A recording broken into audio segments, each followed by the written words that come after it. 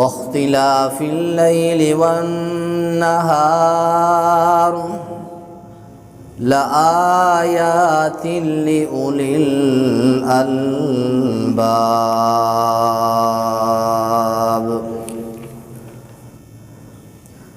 قال الله تبارك وتعالى: يؤذيني ابن آدم يسب الدهر وأنا الدهر بيدي الأمر يقلب الليل والنهار.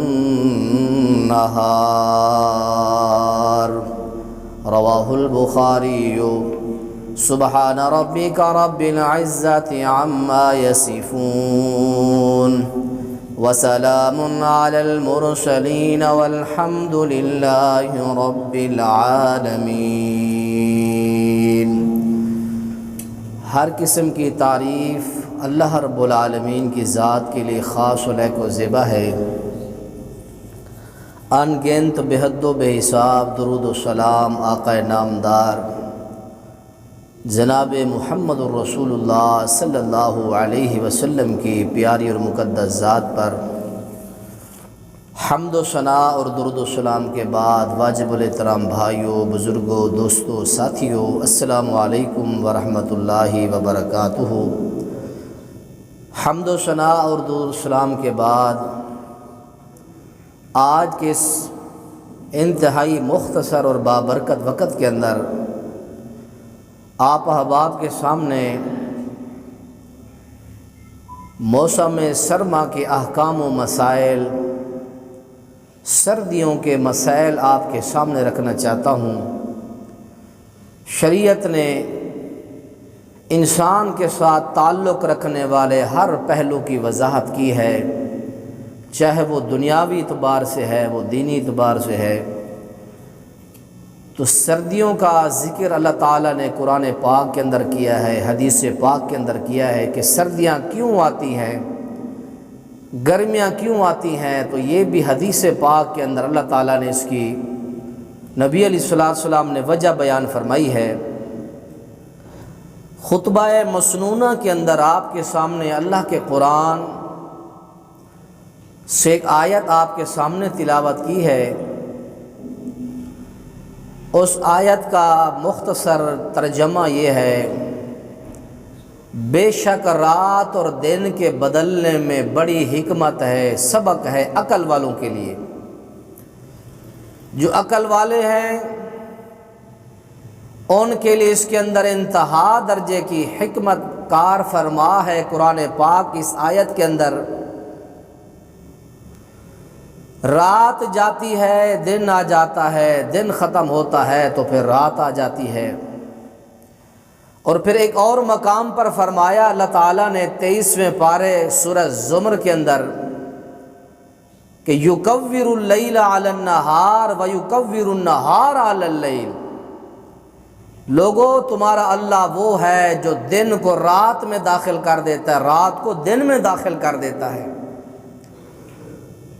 سردیوں کی نماز عصر یا مغرب ہم پڑھ رہے ہیں 5 سوا 5 بجے. جب گرمی آتی ہے تو یہی عصر کی نماز مغرب کی ہم 7:30 بجے جا کے پڑھتے ہیں. سردیوں میں فجر کی نماز ہم 5:45 بجے پڑھتے ہیں. جب گرمی کی رات آتی ہے یہی فجر کی نماز ہم 3:30 4:45 بجے پڑھتے ہیں. تو رب العالمین فرماتے ہیں کہ میں رات کو دن میں داخل کر دیتا ہوں، دن کو رات میں داخل کر دیتا ہوں. عقل والو، اس کے اندر تمہارے لیے بڑی عبرت ہے. دن بدل رہے ہیں، اللہ نے 4 موسم بنائے: موسم سرما، گرما، خزاں، موسم بہار.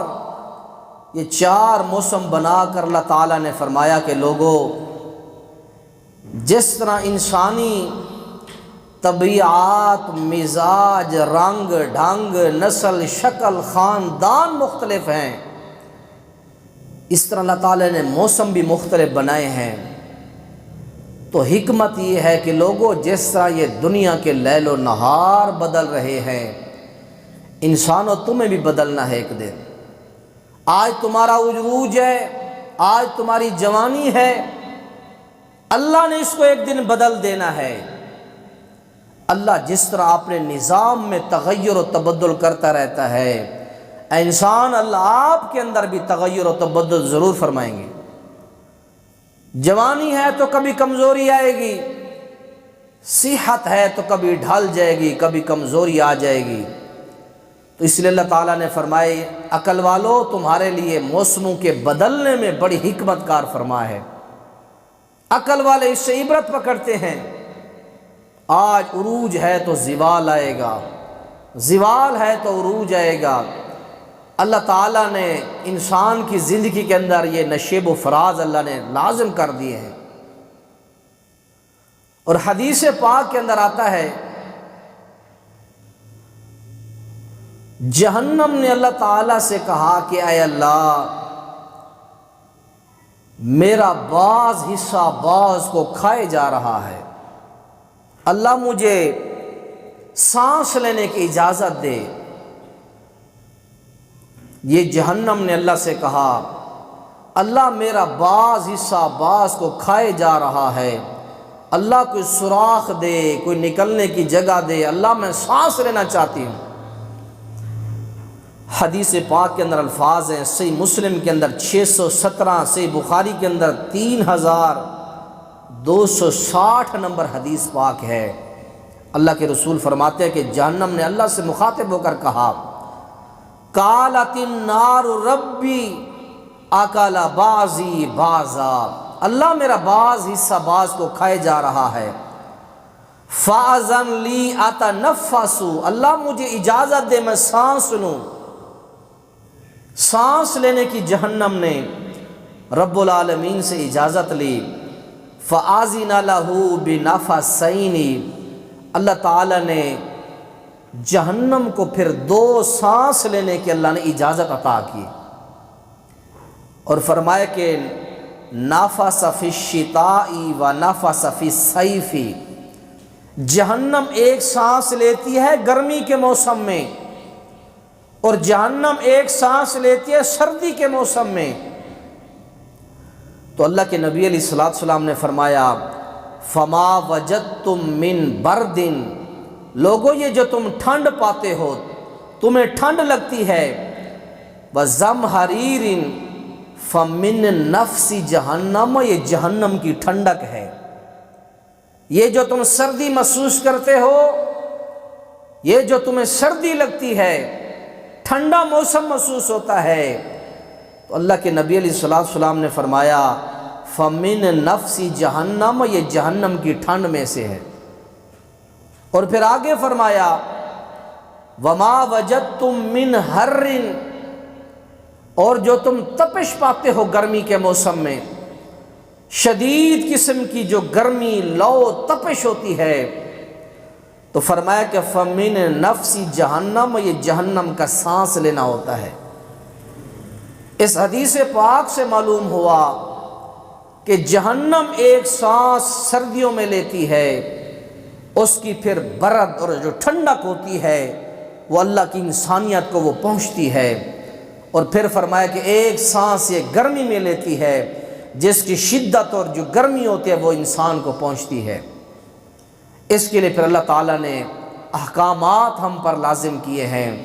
گرمیوں کے موسم کے علیحدہ احکامات ہیں، سردیوں کے موسم کے شریعت نے علیحدہ احکامات بیان کیے ہیں۔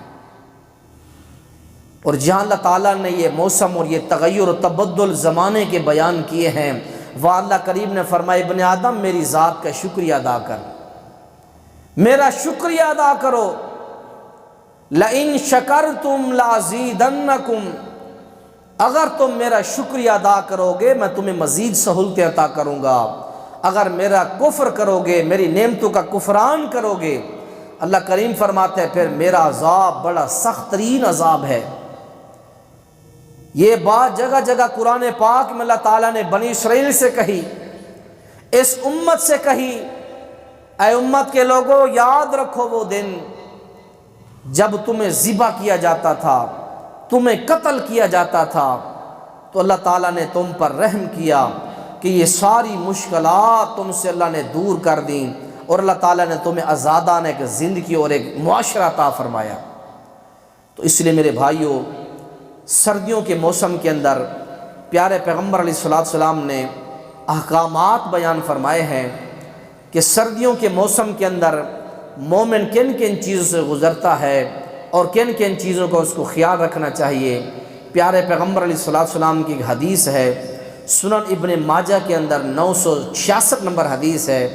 اللہ کے رسول علیہ السلام نے مومنوں کو، مسلمانوں کو وصیت کرتے ہوئے فرمایا، اے مومنو، سردی سے بچنے کے لیے جب تم اہتمام کرتے ہو تو ایسی چادر نہ پہنو کہ جس سے تمہارا ہاتھ بھی باہر نہ آ سکے۔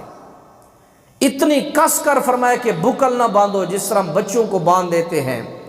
اس کی بھی اللہ کے نبی نے وصیت کی ہے، فرمایا کہ نہا رسول اللہ صلی اللہ علیہ وسلم اشتمال سمائی، آپ نے فرمایا کہ تم ایسی چادر سے اپنے جسم کو نہ لپیٹو کہ تمہارا ضرورت کے وقت ہاتھ باہر نہ آ سکے، تو تمہیں تکلیف پہنچے یا تم کسی چیز کا دفاع کرنا چاہو، فی الفور تمہیں ہاتھ کی وہ سہولت میسر نہ ہو تو تم کسی نقصان میں پڑ جاؤ۔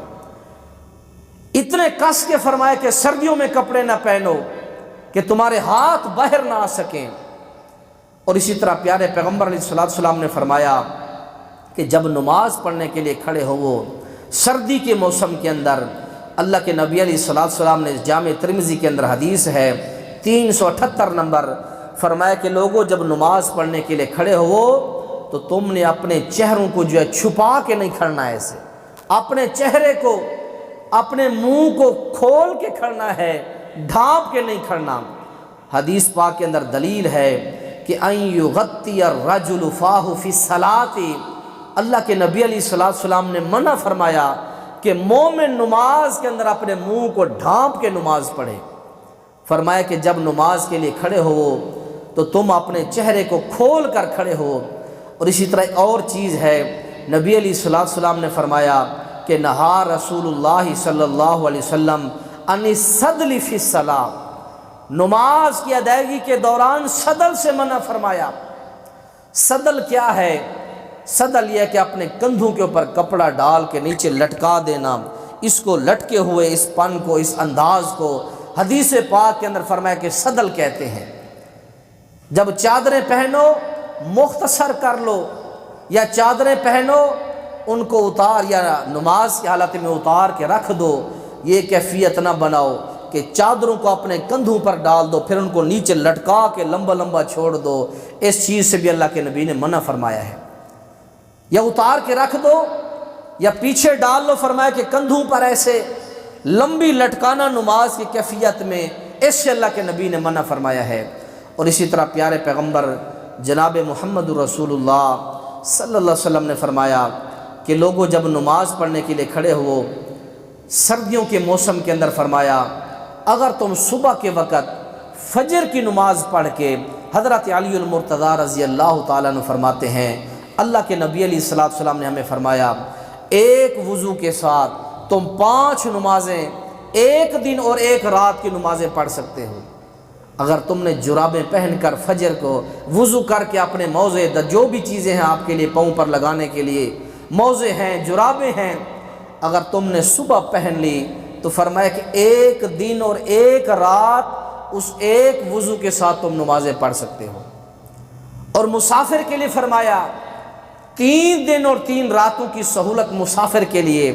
اور جو مقیم بندہ ہے، گھر میں محلے میں رہتا ہے، تو سردی کے موسم میں صبح اپنے پیو پر جو چیز چڑھانا چاہتا ہے وضو کر کے چڑھا لے، اور پھر 5 نمازیں رات کو بھی اگر اس نے کوئی چیز پڑھنی ہے، قیام کرنا ہے، ایک دن ایک رات ایک وضو کے ساتھ چل جائے گا اس کا کام۔ یہ شریعت نے مسلمان کو سہولت دی ہے کہ تم لوگ اس سے فائدہ اٹھا سکتے ہو۔ جسم کے اوپر اگر تمہیں جرابیں موزے اتارنے میں مشقت ہوتی ہے، پاؤں دھونے کے اندر مشقت ہوتی ہے، تو اللہ کے نبی نے فرمایا کہ تم یہ سہولت اس کے ساتھ فائدہ اٹھا سکتے ہو۔ بعض لوگ بے جا اپنے آپ پر تشدد کرتے ہیں، شریعت آپ کو گنجائش دیتی ہے۔ سنن نبی داؤد کے اندر حدیث پاک ہے ایک پتھر ناگہانی آفت آئی اور پتھر ایک صحابی کو لگا، سر پھٹ گیا۔ جنگی قافلہ بھی جاری ہے، جنگی مہم ہے، پانی بھی نہیں ہے، اور اسی طرح صحابی کو رات کے ٹائم جنبی ہو گیا، صبح غسل کا مسئلہ بنا۔ اس نے صحابہ سے، دیگر احباب سے پوچھا کہ میرے سر کے اندر شدید زخم بھی ہے، بتاؤ کہ میں کیا کروں؟ اگر میں پانی کے ساتھ غسل کرتا ہوں تو میرے زخم میں پانی جاتا ہے، میرے فوت ہونے کا خطرہ ہے۔ انہوں نے کہا کہ جب پانی موجود ہوتا ہے تو پھر تیمم کرنا جائز نہیں بنتا۔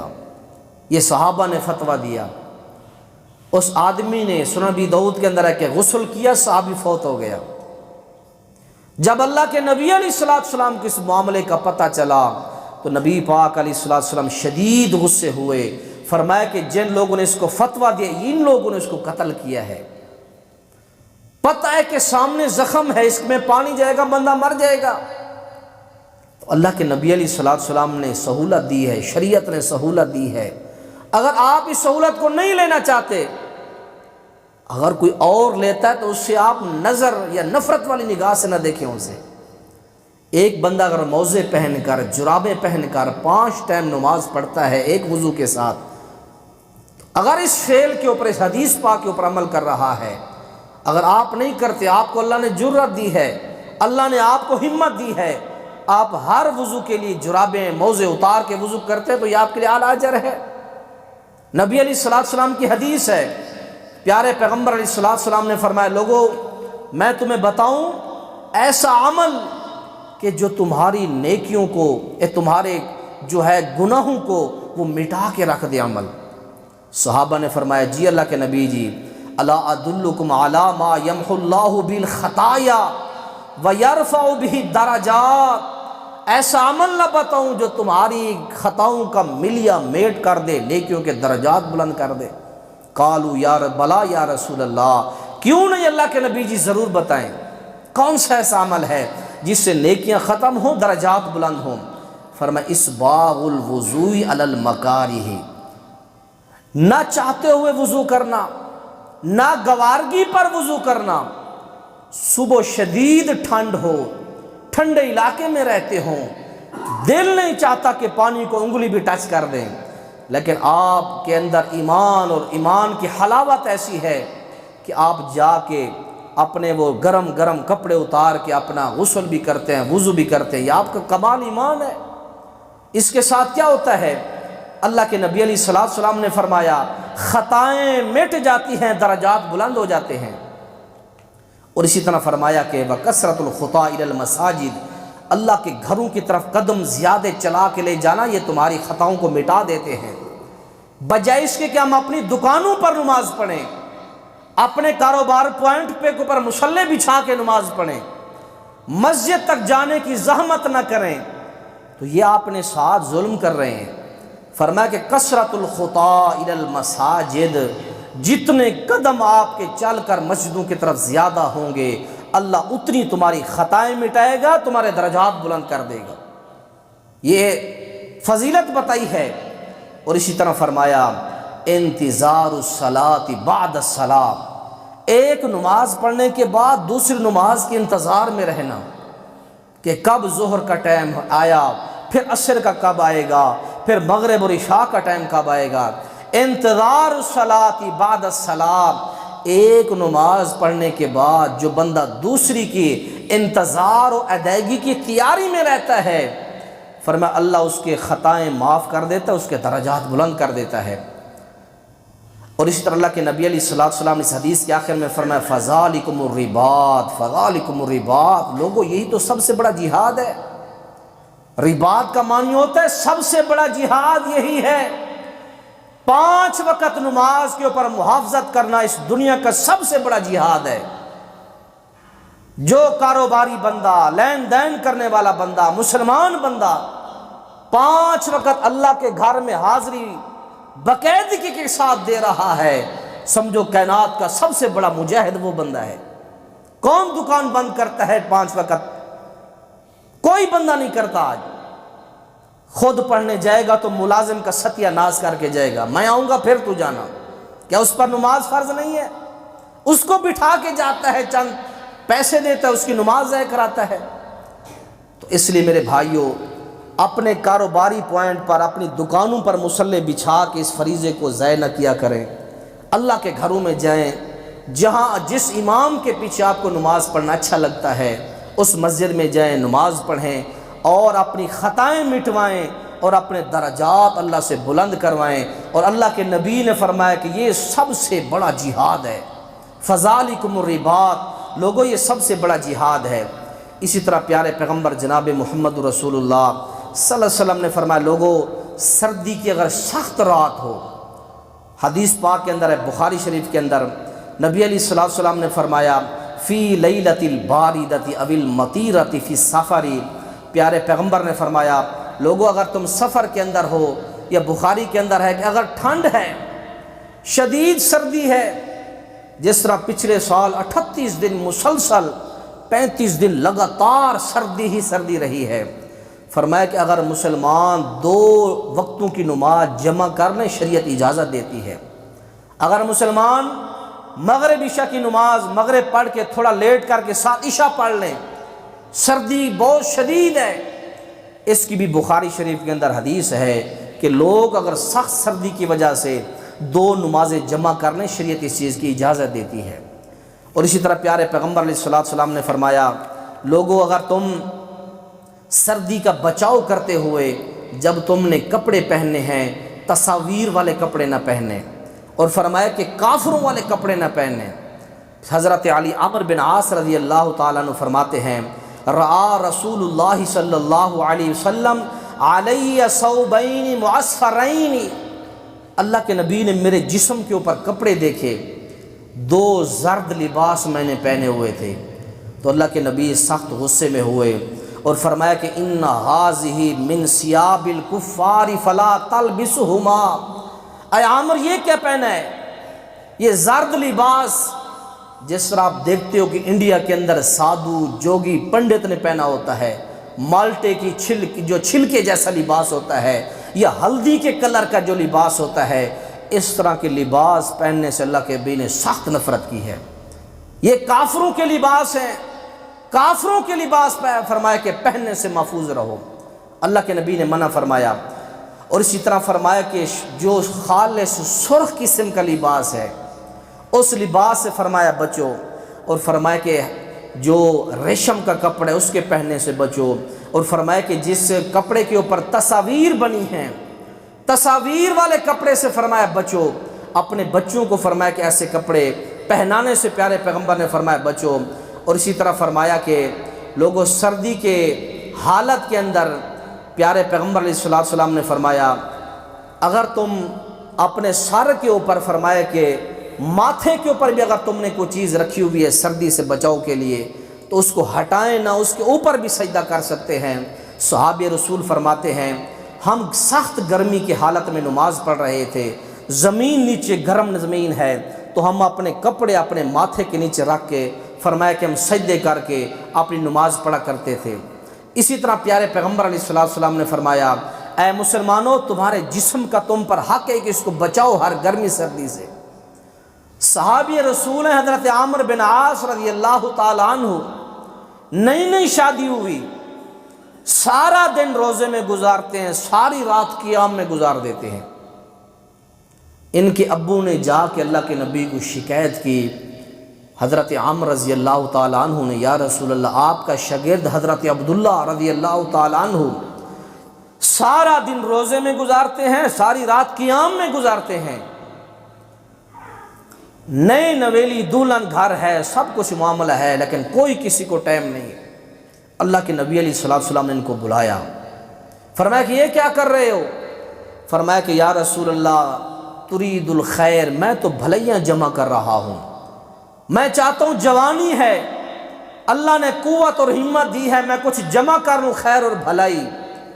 اللہ کے نبی نے فرمایا کہ یہ کوئی بھلائی نہیں ہے، لا صام صام العبد، ہمیشہ کا روزہ کوئی روزہ نہیں ہے۔ اگر تم نے روزہ رکھنا ہے سوار جمعرات کا روزہ رکھو، اگر تم نے اس سے بھی زیادہ رکھنا ہے فرمایا کہ ہر مہینے کے رکھو، اگر اس سے بھی زیادہ تمہارے اندر جرت ہے فرمایا ایک دن رکھو ایک دن چھوڑو، ایک دن رکھو ایک دن چھوڑو۔ دعود صوم، حضرت دعود پیغمبر کی سنت کے اوپر عمل کرو۔ اور پھر آخر میں اللہ کے نبی نے جو الفاظ فرمایا وہ آپ کو سنانا چاہتا ہوں۔ آپ نے فرمایا کہ فَإِنَّ لِجَسَدِكَ عَلَيْكَ حَقًّا، اے میرا پیارا عبداللہ تیرے جسم کا تجھ پر حق ہے، اس کو آرام دے، اس کو راحت پہنچا، وگرنہ کیا ہوگا تیری آنکھیں دھنس جائیں گی، تیری آنکھیں کالی سیاہ ہو جائیں گی، تیرے کندھے کمزور ہو جائیں گے۔ فرمایا کہ تیرے جسم کا تیرے اوپر حق ہے۔ وَإِنَّ لِعَيْنِكَ عَلَيْكَ حَقًّا، اے عبداللہ تیرے فرمایا کہ جسم پر، تیری آنکھ پر تیرا حق ہے، اس کا حق ہے تیرے اوپر کہ اپنے جسم کو سکون پہنچا، اپنی آنکھ کو راحت پہنچا۔ اور فرمایا کہ وَإِنَّ لِزَوْجِكَ عَلَيْكَ حَقًّا، اے پیارے عبداللہ تیری بیوی کا بھی حق ہے تجھ پر۔ عبادت کرو، خیر جمع کرو، لیکن یہ نہیں ہے کہ جسم کا حق بھول جاؤ، آنکھ کا حق بھول جاؤ، بیوی کا حق بھول جاؤ۔ جسم کو سردی سے بچانا یہ جسم کا حق ہے، گرم کپڑے پہننا، گرم لباس کا اہتمام کرنا، جس طرح آپ نے فرمایا اِنَّ لِجَسَدِكَ عَلَيْكَ حَقًّا، اے پیارا عبداللہ تیرے جسم کا تجھ پر حق ہے۔ اور جسم کو کیسے چھپانا ہے؟ ایسی چادریں نہ پہنے جن سے آپ کا ہاتھ بیر نہ نکلے، ایسے لباس نہ پہنے جو کافروں جیسے لباس ہوں، ایسی چادریں اور ایسے کپڑے نہ پہنے جن کو اللہ کے نبی فرمائے کہ حاضر ثیاب کفار، یہ کافروں کے لباس ہیں۔ اس طرح کے لباس سے اللہ کے نبی نے منع فرمایا۔ اور آخر میں یاد رکھیں، جب سردی شدید آتی ہے تو انسان کی ایک فطرت ہے، جب اس کو سردی لگے یا گرمی لگے یا کوئی اس کو تکلیف پہنچے تو پیارے پیغمبر علیہ السلام نے فرمایا ابن آدم گالیاں دیتا ہے۔ حدیث قدسی ہے مشکات المصابیح میں، پیارے پیغمبر علیہ السلام نے فرمایا کہ یؤذی ابن آدم، ابن آدم مجھے گالیاں دیتا ہے۔ فرمایا یا رسول اللہ ابن آدم اللہ کو کیسے گالی دیتا ہے؟ فرمایا کہ وہ زمانے کو، وقت کو، گرمی سردی کو گالی دیتا ہے۔ ہمارے کتنے مسلمان بھائی ہیں جو گرمی کو گالیاں دیتے ہیں، تیز ہوا کو گالیاں دیتے ہیں۔ ایک صحابی رسول کھڑے ہیں، یہ حوالہ میرے پاس لکھا ہے، چادر جو اس طرح پلو اس طرح کرنے لگے، ہوا مخالف سمت تھی، اس نے ہوا نے چادر کو اور پھینک دیا، وہ ادھر کرنا چاہتے تھے ہوا نے ادھر پھینک دیا، اس نے ہوا کو گالی دے دی۔ اللہ کے نبی وہاں موجود تھے، اللہ کے نبی نے فرمایا خبردار، یہ ہوا جو ہے یہ مامورۃ رب کی پابند ہے، ہوا کو تو گالی دے رہا ہے، ہوا کو نہیں دے رہا، ہوا کو جو پابند کرنے والا اللہ ہے تو اس کو گالی دے رہا ہے۔ اس طرح فرمایا کہ یؤذی ابن آدم یسب، ابن آدم جو ہے زمانے کو گالی دیتا ہے، وانا الدہر، میں زمانہ ہوں، بیادی یقلب اللیل والنہار، یہ رات اور دن کو میں بدلتا ہوں، سردی میں لاتا ہوں، گرمی میں لاتا ہوں، موسم میں لاتا ہوں، تبدیل کرتا ہوں۔ جب تم موسم کو گالیاں دے تو سمجھو ڈائریکٹ تم اللہ کو گالیاں دے رہے ہو۔